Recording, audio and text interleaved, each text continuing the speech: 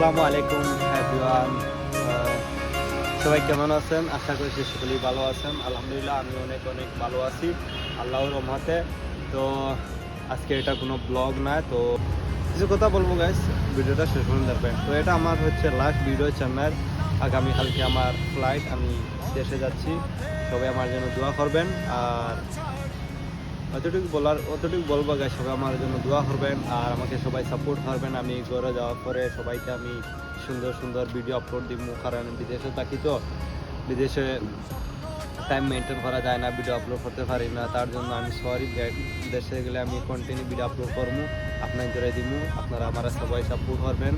আর আপনারা কিছু মনে করবেন না আমি গাঁও দেশে গিয়া আমার গাঁও দেশে তো বালা নাই, আমরা গরিব, আমরা অনেক মধ্যবিত্ত। তো সবাই আমাকে ক্ষমা দৃষ্টিতে দেখবেন। আমি যে কোনো ভিডিও আপলোড করতে পারি তাই আমি আগেই ইনফরমেশন আপনাদের কাছে দিয়ার গাইজ। তো আমাকে কেউ কমেন্ট বক্সও কেউ কিছু বলবেন না প্লিজ গাইজ।